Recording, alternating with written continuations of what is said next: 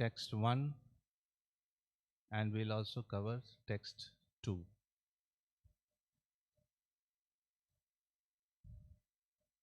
Text 1 I'll chant myself, text 2 we'll all chant together. Maitreya Vacha Nirvedavadinim Evam Manorduhitaram Muni Dayaluhu Shalini Maha Shukla Bhivyahritam Smaran. Translation by His Divine Grace Abhay Charanaravind Bhaktivedanta Swami Srila Prabhupada.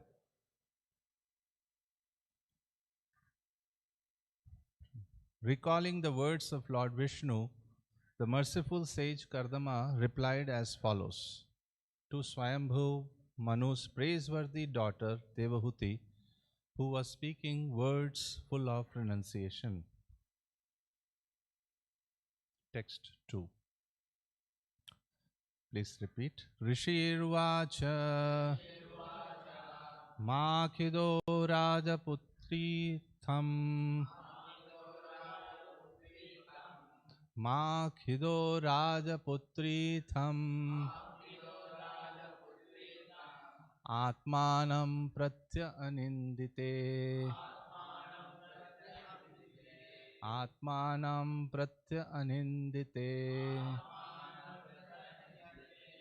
Bhagavan Steksharo Garbham Bhagavan Steksharo Garbham Adura Samprapatshyate Adura Samprapatshyate Rishirvacha Makhido Rajaputri Tham Atmanam Pratyanindite Bhagavan Steksharo Garbham Adura Samprapatshyate.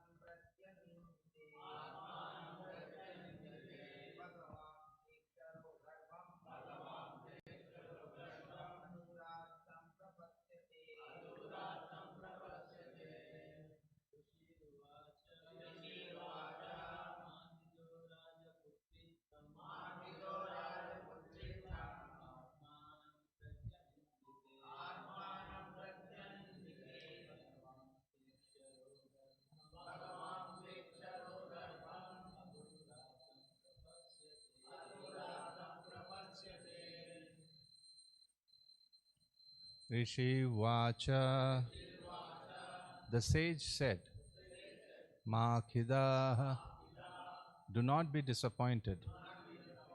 Rajaputri, O princess, Itham, in this way, Atmanam, yourself, Prati, toward, Anindite, O praiseworthy Devahuti, Bhagavan, the Supreme Personality of Godhead,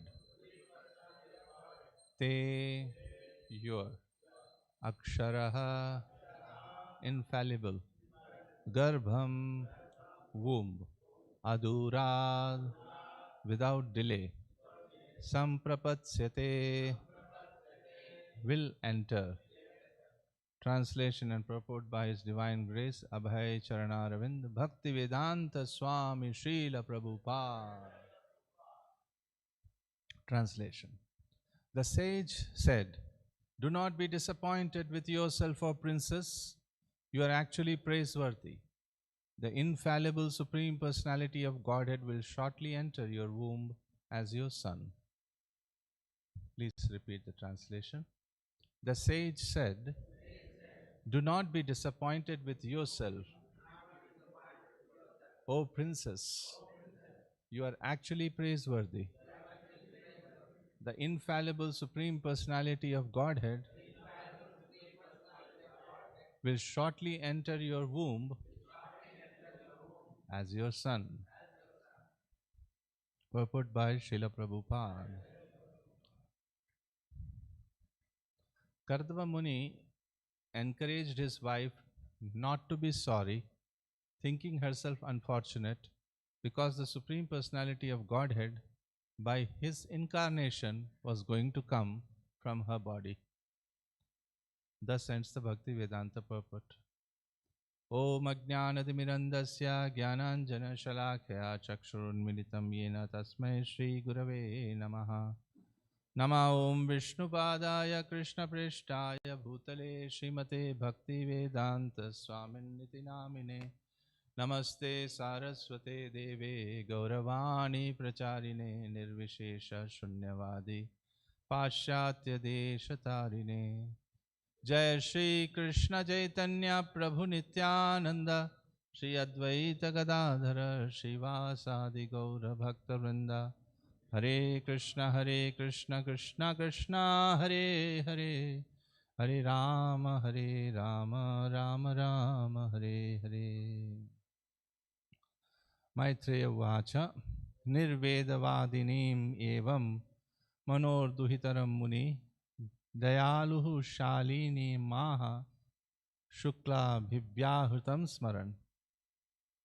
Rishirvacha Makhido Rajaputritam Atmanam Pratyanindite Bhagavam Steksharo Garbham Adura Samprapatsyate. Recalling the words of Lord Vishnu, the merciful sage Kardama replied as follows to Swayambhu Manu's praiseworthy daughter Devahuti, who was speaking words full of renunciation. The sage said, "Do not be disappointed with yourself, O princess. You are actually praiseworthy. The infallible Supreme Personality of Godhead will shortly enter your womb as your son."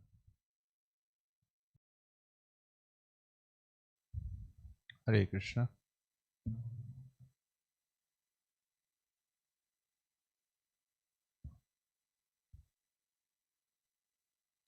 So, in coming chapter, we will hear about Kapila Muni, a great sage, the Supreme Lord himself, who takes his birth to explain the philosophy called Sankhya. Sankhya literally means count. So he is going to explain how to count the elements that this material world is composed of. Scientists also do that. They are counting the elements.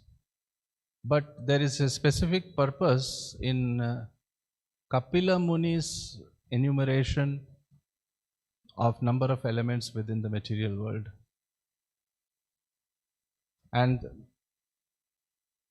that purpose is to understand that we are the soul, not the body. Have nothing to do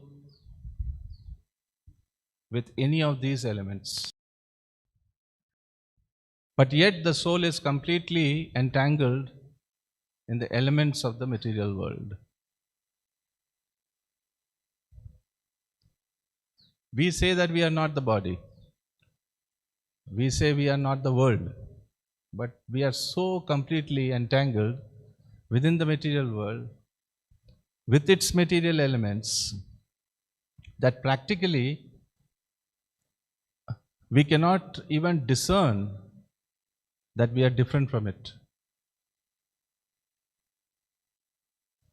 So Lord Kapila will teach how to enumerate or counting different elements and how this universe is created with these different elements, And then he will explain how that soul can be extricated from the realm of matter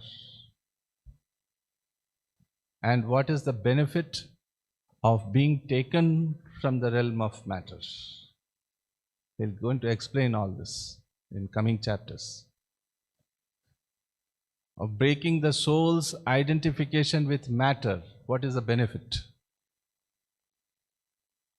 So as long as we identify with matter, even though we are eternal, we have to change. We have to take birth, grow old, get diseased, and we have to die. Because soul never dies. Na hanyate hanyamane sharire. Even when the body dies, the soul never dies. But when he identifies, when he thinks himself the body, which is composed of matter, then he has to experience the different changes of the matter, even though he has nothing to do with it. So Kapila Muni is going to enumerate the material elements and then explain the process of extricating the soul from the grip of the material elements. So we are not quite up to that yet. Prior to that, the creation is taking place. So Swayambhu Manu who is considered the father of mankind. He has 5 children. 3 boys and 2 girls and 3 boys. Yeah. And the 3 daughters got married, and one of his daughter married Kardama Muni.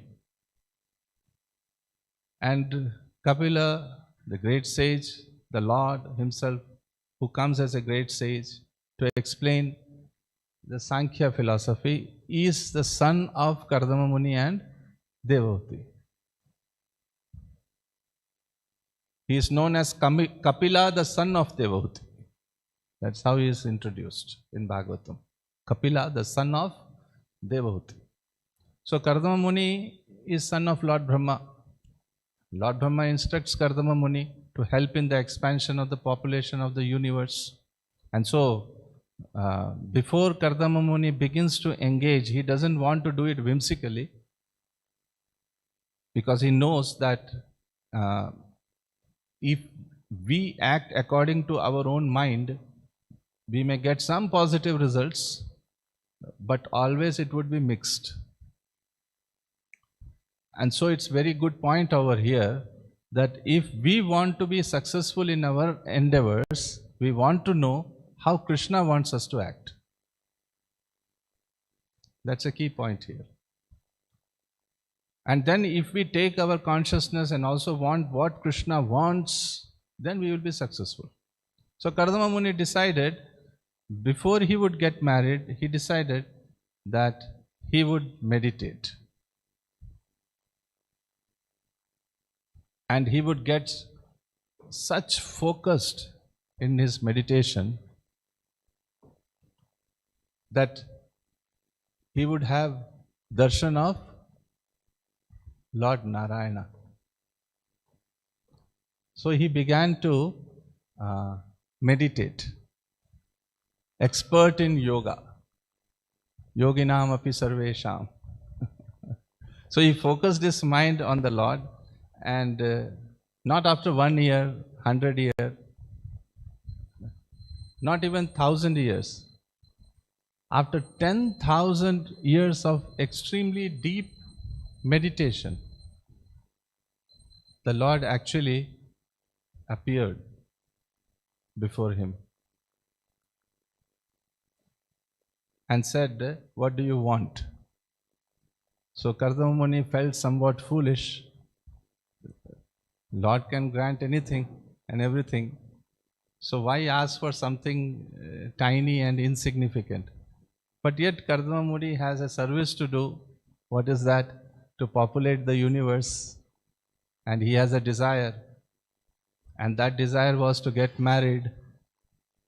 So although he felt somewhat ridiculous, spending 10,000 years of meditation and finally pleasing the Lord. And when the Lord has actually come before him, which is very rare, and he says, I want a wife. Please find me a suitable wife. Krishna can offer universes, and he asks somewhat simple. You see, pious person would depend on Krishna for everything. In fact, one's advancement in spiritual life is measured by how dependent one is on Krishna. Everybody wants to be independently powerful, but Krishna consciousness is not like that. Ultimately, this is the reality, that we are fully dependent upon Krishna. Every breath that we take, we are dependent upon the Supreme Lord. We don't even think while breathing.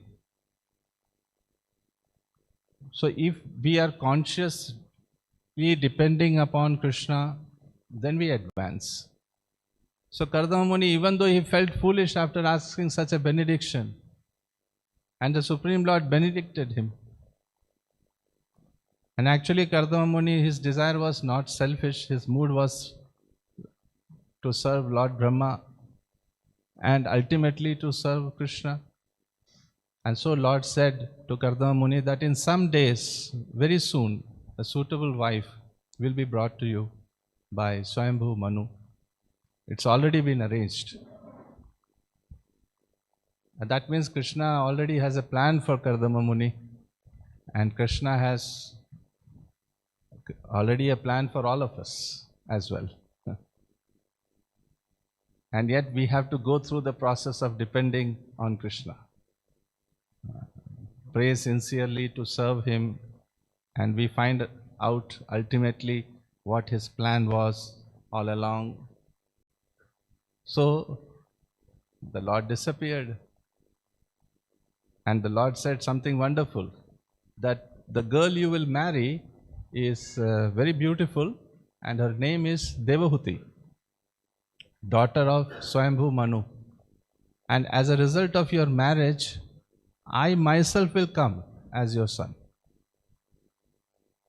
Even though you will have 9 beautiful daughters, I will teach the Sankhya philosophy to your wife Devahuti. And so the Lord left. Swayambhu Manu arrived at the right time, and they treated each other so respectfully. And then Swayambhu Manu got to the point that I wish to offer you my daughter. And Kardama Muni said, yes, accepted her.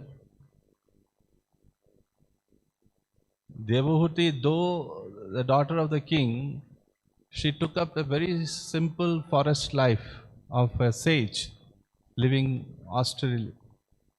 And she, with all her heart, worked for the pleasure of her husband, a great sage. And after many years, she expressed her desire that I want to have children, but I am emaciated. And so Kardama Muni, with his mystic power, created a situation in which Devahuti again regained her beauty, and he created a flying mansion, and they both flew all over the universe, enjoying, and then finally they conceived children. On the day of conception, all 9 girl children were born. And then Kardama Muni said that he had told Swayambhu Manu, the father of Devahuti, that I would accept your daughter, but I have a condition, that as soon as there is a child born, that I will give up the family life and I'll go to the forest and practice renunciation. And Swayambhu Manu said, okay for that. So when the girls were born, he was ready to live. He was fully detached. He wanted to focus his mind upon Krishna. Actually, focusing our mind upon Krishna is the greatest of pleasures. This is actually satisfaction of mind to serve Krishna. So this, Kardama Muni was wanting to do, and Devavati was in distress that her husband is going to leave. She said, "My dear husband, you are leaving, and my daughter would one day get married and would get away, go away with their husbands to their husbands' homes. And here I will be all alone. How I have wasted our time together. You are a great sage who possess all full knowledge and full liberation. You have meditated for 10,000 years and seen Supreme Lord Himself. So you are not some ordinary sage." So she said, "I loved you, but it was always in the mood of just a husband. But I have not taken advantage of your position as a sage. So you will go now and I'll be all alone. I'll be lost."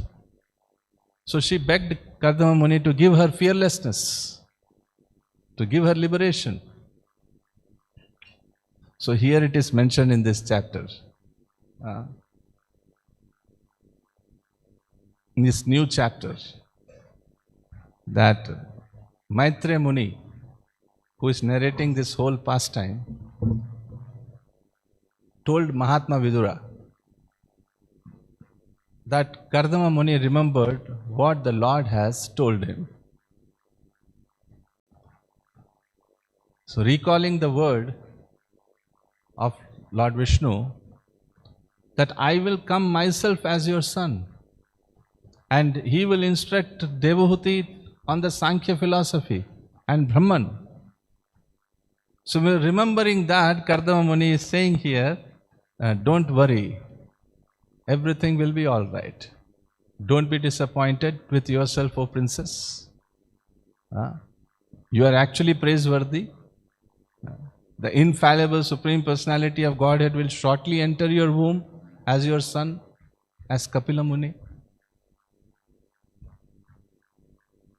Now see here, Devahuti is considered praiseworthy by Kardama Muni. Although she was lamenting till now, considering herself ignorant, that she could not take association of Kardama Muni properly, still, one should not minimize the position of Devahuti. Because here Kardama Muni is praising her. Maitreya Muni is praising her. And so what did Kardama Muni say? Ma khido Rajaputri tham. O Rajaputri, O princess, Ma khido. Don't worry. Don't be discouraged. Atmanya pratya anindite. You should not be disappointed with yourself because you are beyond criticism. Anindite means no one should do any ninda. No one should criticize Devahuti. So she is beyond criticism because she is a glorious lady and she is a wife of a glorious devotee and she is the mother of the Supreme Personality of Godhead.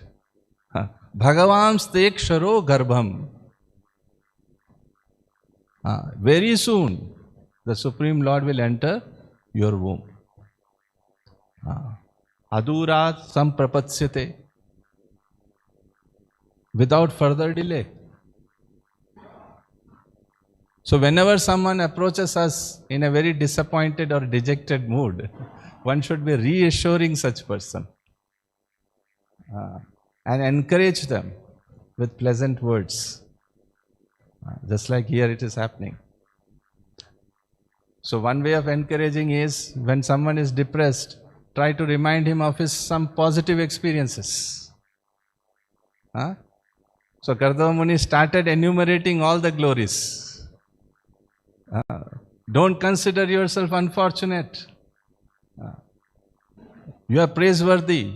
You are the greatest, you have the greatest fortune of becoming the mother of the Supreme Personality of Godhead. So he was pacifying her and appreciating her qualities. A very important forecast is happening here in this shloka. The great Rishi Kardama Muni is telling her wife, Devahuti, telling his wife Devahuti that you are very fortunate. Why? Because Supreme Lord is himself going to enter the womb of her as her son. See, there are many who don't believe in Bhagavan. How unfortunate they are. And here we see the great fortune of Kardama Muni and Devahuti. Swayam Bhagavan is going to appear as their son. Bhagavan is not dependent on anyone. He is, what is that? Swa Ashraya Ashraya. There is no cause for his cause. He is ashrit on himself. Swa Ashraya Ashraya.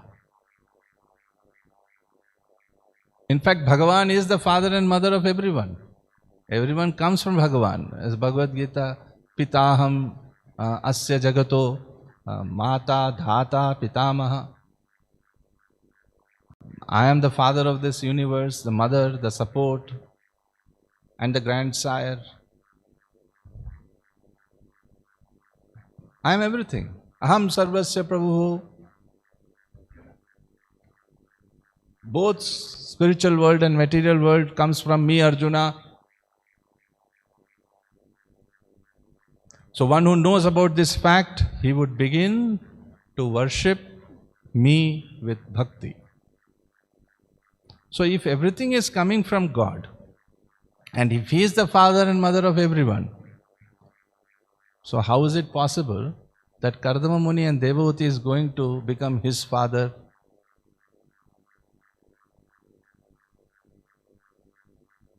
It's a question. So this appears contradiction.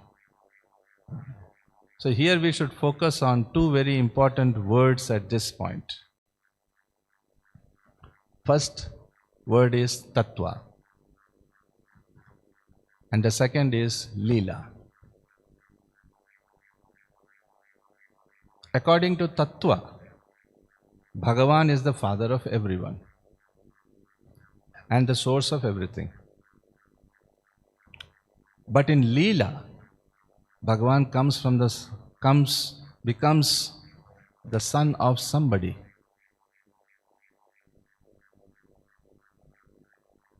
There are many avatars of Bhagavan, and in many of the incarnation, he appears in the family of some very fortunate souls.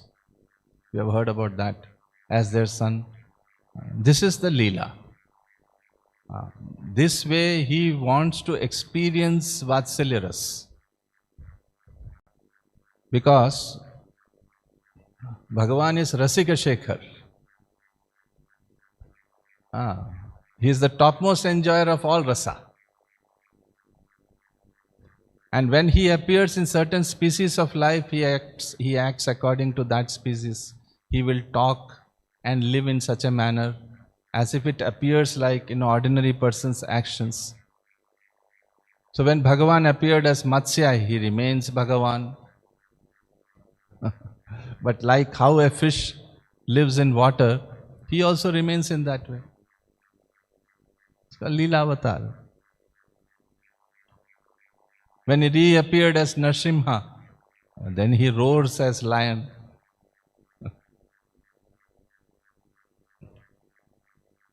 When he appears in the human form, then he acts accordingly as human.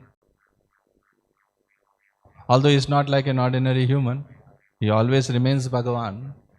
But he follows the rules of this material world. The rules which are defined by Lord himself. But he follows his own rules. So it's a rule of this world. What is that? That we will all have to take birth, and for that we will need a father and mother.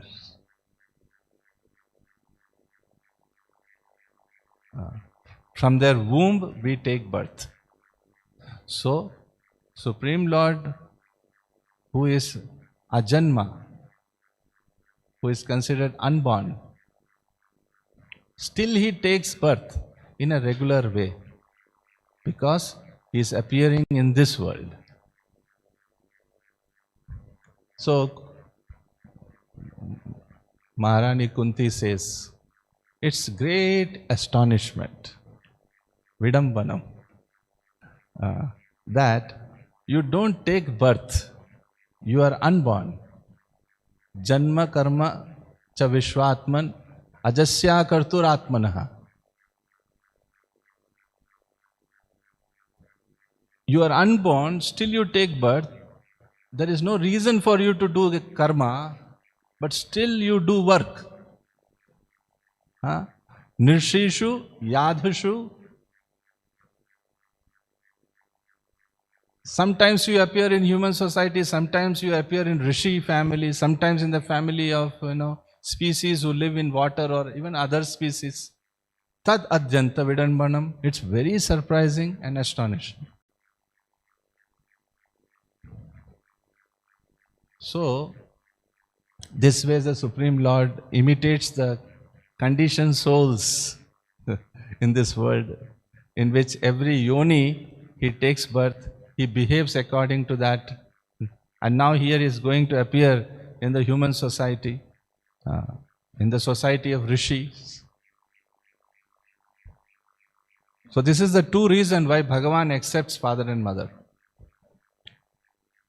First reason, this is Leela, and he wants to experience Vatsalya Ras. And the second reason, that he is appearing for the purpose, for a particular purpose in this world.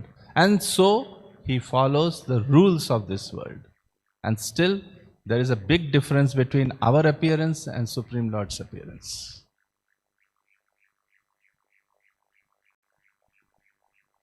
We are forced to take birth here due to our past karma, but Bhagavan is not forced.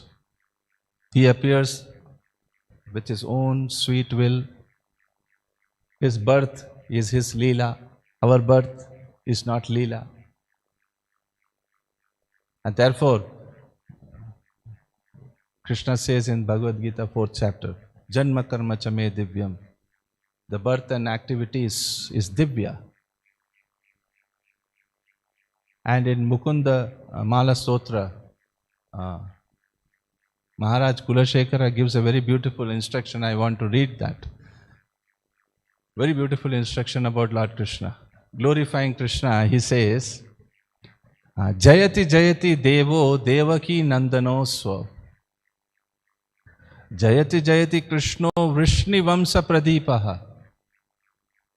Jayati Jayati Megha Shyamala Komalango. Jayati Jayati Prithvi Bharanasho Mukundaha. This is there in Mukunda Mala Sutra. Maharaj Kulashekara says, Jayati Jayati. In present tense he says. Although Lord Krishna has disappeared from this world, but Kulashekara, whose birth happened after that, so he says, Jayati Jayati. That even now Lord Krishna is present. So Supreme Lord's so-called disappearance, that his existence is over, Krishna is ever present. And he is called Devaki Nandan, son of Devaki. Vrishni Vamsa Pradipaha. Vrishni Vamsa Pradipaha, who is known as the light or the dynasty of Vrishni. Vrishni dynasty has become popular due to his taking birth in it.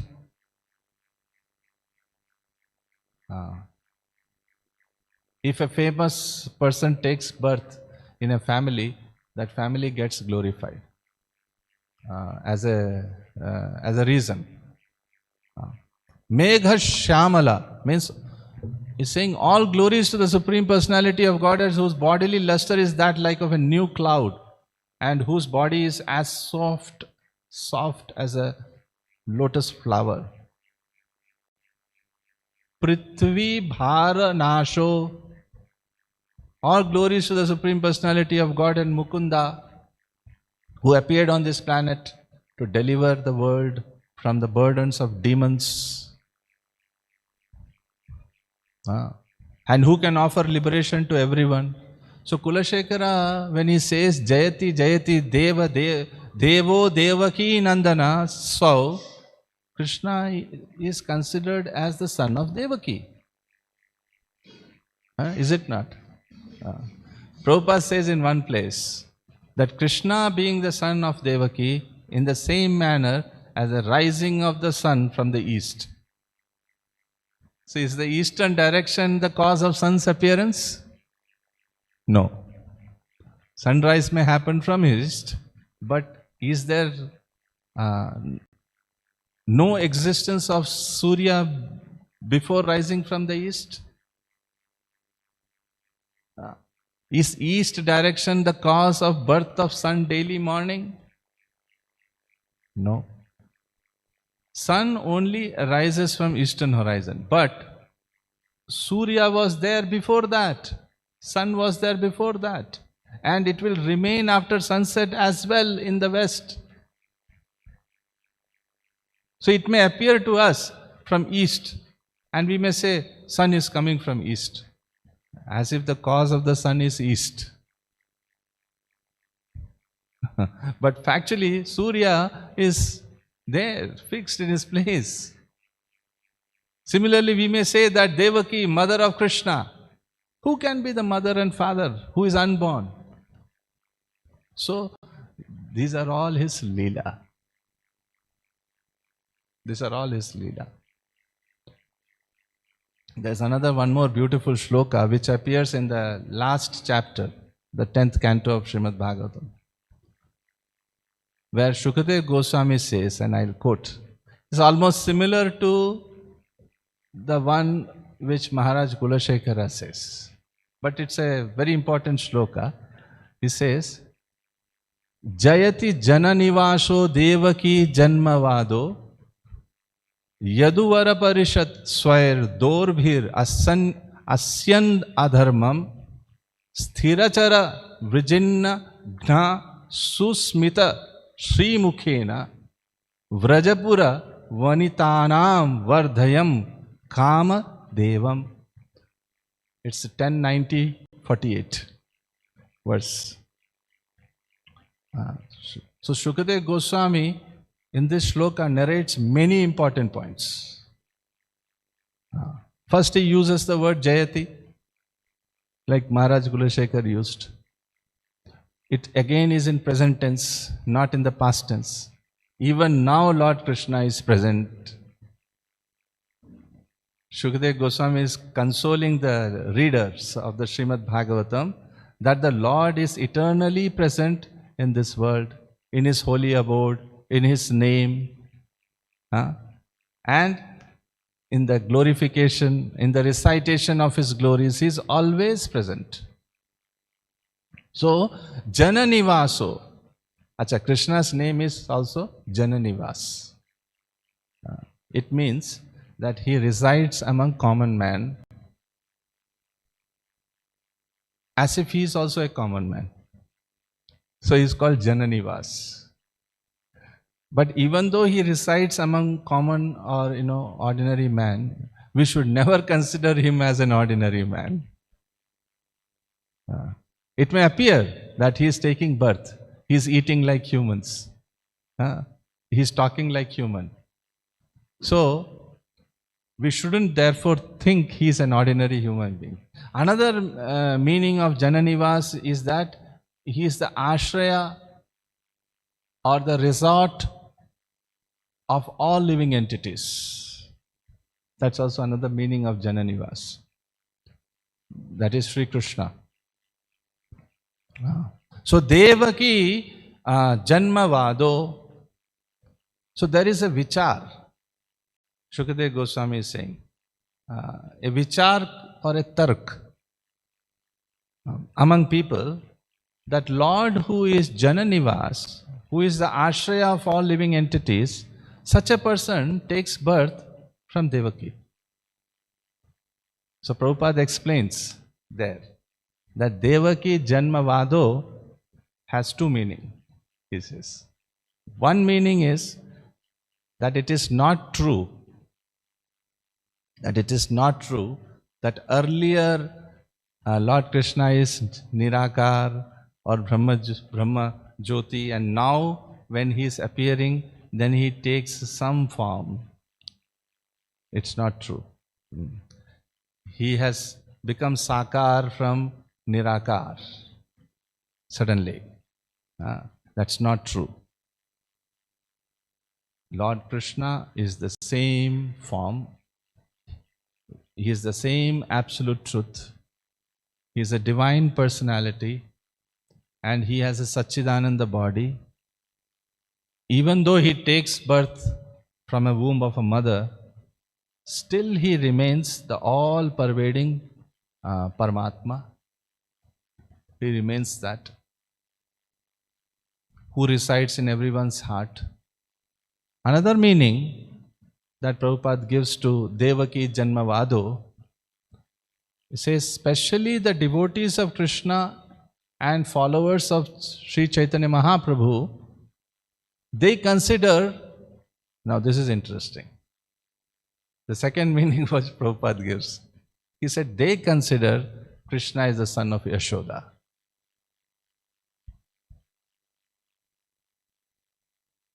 So read that purport, read that verse, 10th canto. Interesting it is.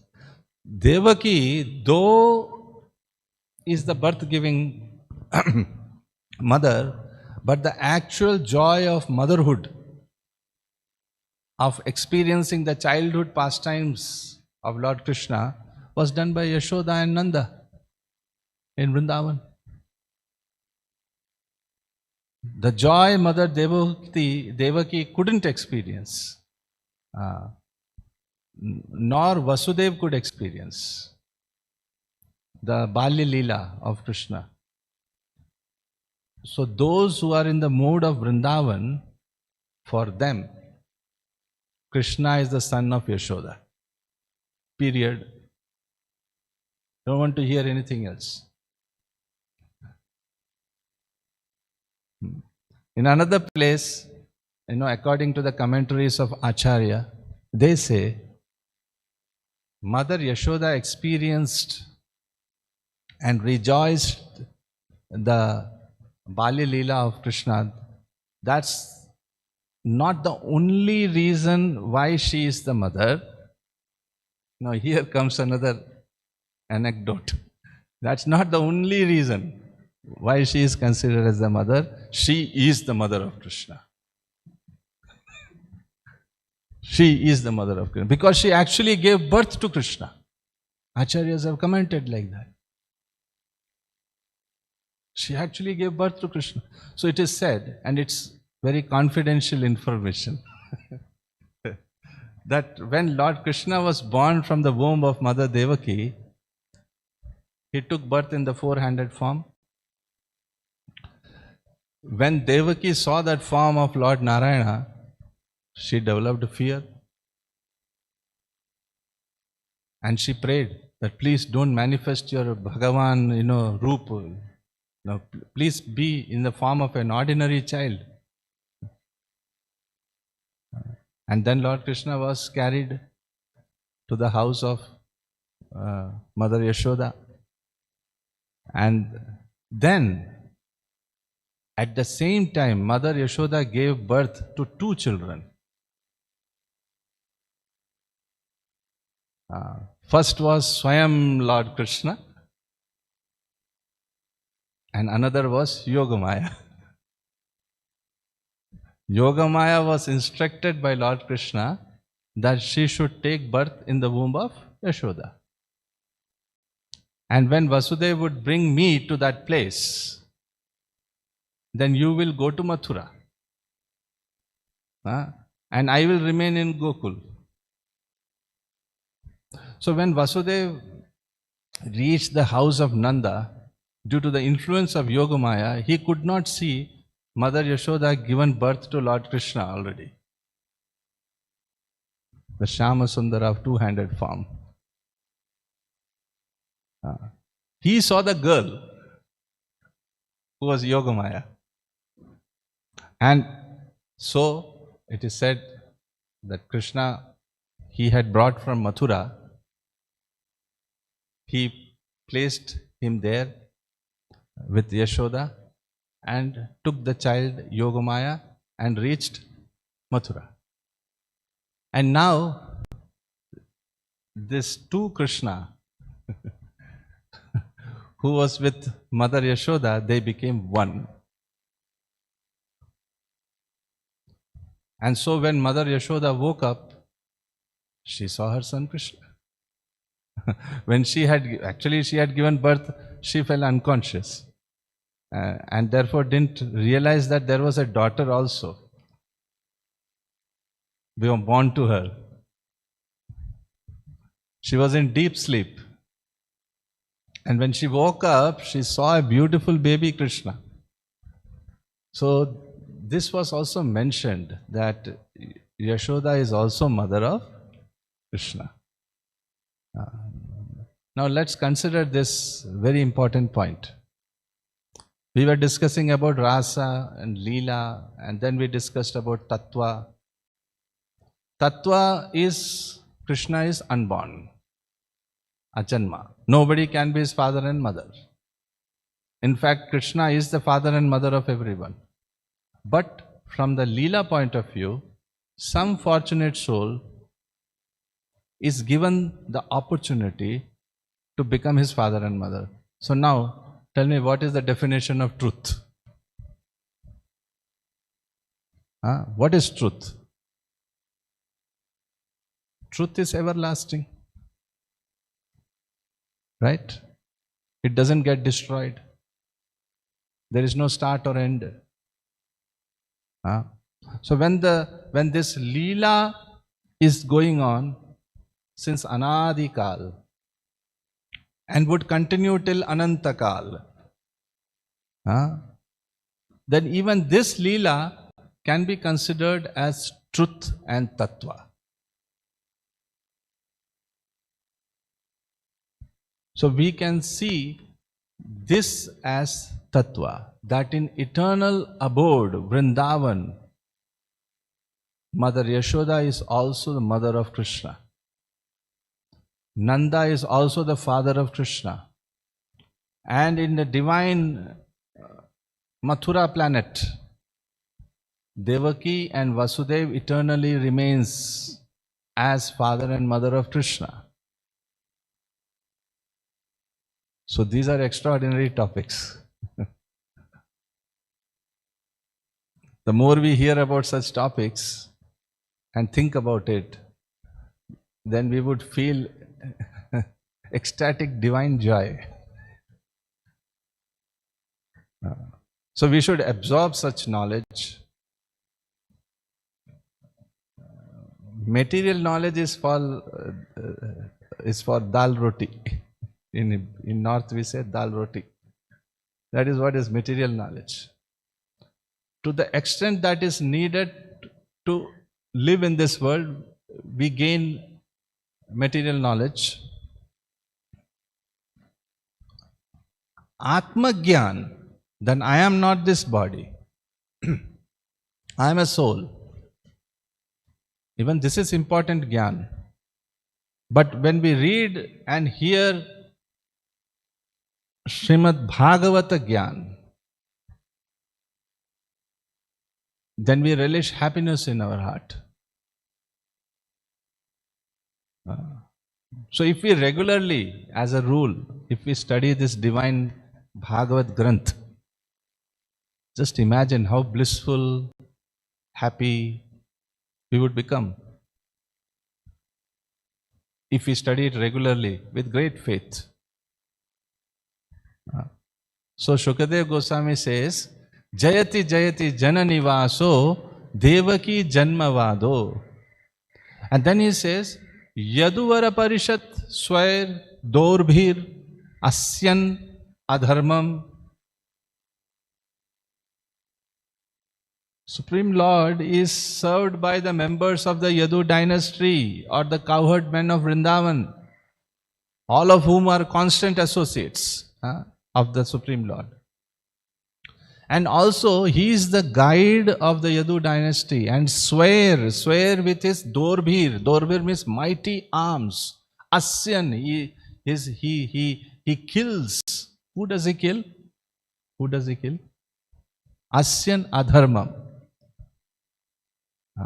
He kills everything inauspicious, as well as every man who is impious.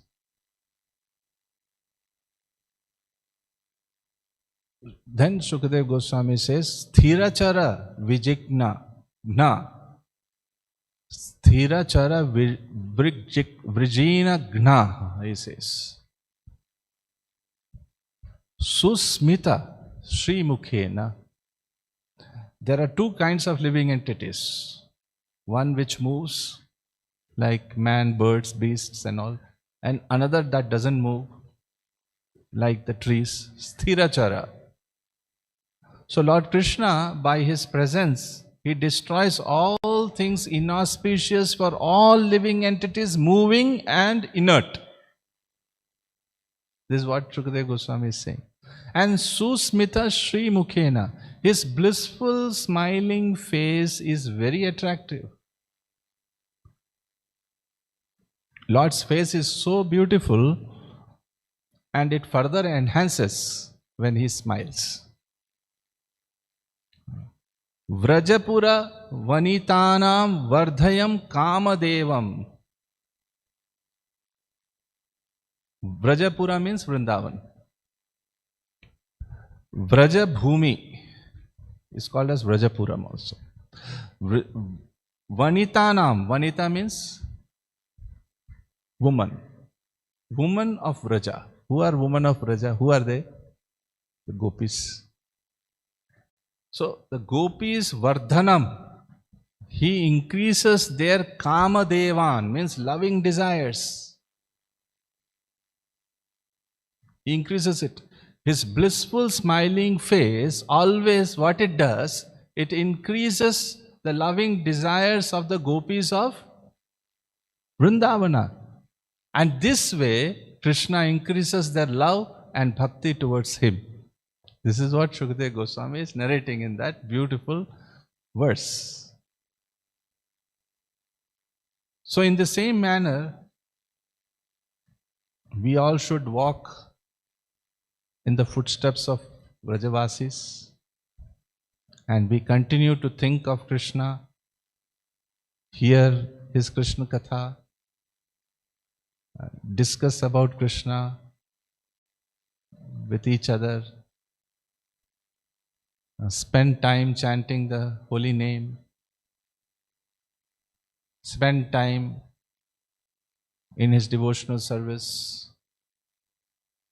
Then we will also experience this divine joy and happiness in our life. So we are reading in today's verse that same very Bhagavan, Lord Krishna, who in his various forms appears in this world as avatar. Now that personality has chosen Devaki and Kardama Muni to become his father and mother.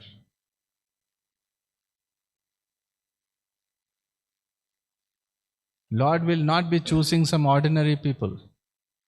Be mindful of this. As his father and mother. That means Kardama Muni and Devahuti are both very special. Very great devotee. Lord chooses them as his parents and conveys various instructions through them as well. So going forward in this third canto, Devahuti would make very important inquiries to Kapila Muni, who appears as her son. And so almost the whole of third canto and even further, we will witness the discussion between Mother Devahuti and her son Kapila Dev. So Kardama Muni in today's verse has done the forecast, Bhavishyavani, of such a situation which is going to happen shortly. And it may be possible that Devahuti would be a bit annoyed. You know, she was the princess, daughter of Swayambhu Manu, and now she is living in jungle. She has 9 daughters, and now she needs a son. So Kardama Muni is saying, don't be disappointed, princess. You are actually praiseworthy. Kardama Muni is encouraged his wife not to be sorry, thinking herself unfortunate. Don't do that. Bhagavam ste ksharo garbham adurat samapatyate samaprapatyate. Because the Supreme Personality of Godhead, by His incarnation, was going to come from her body. So that's it about the verse, what has been spoken here. So as we go on reading, many more important things we will come to know about Devahuti, which Kardama Muni is going to speak about. So I'll stop here. Thank you very much. Grantharaj Srimad-Bhagavatam ki jai, Srila Prabhupada ki jai, Thai Gaur Premanande, Hari Hari.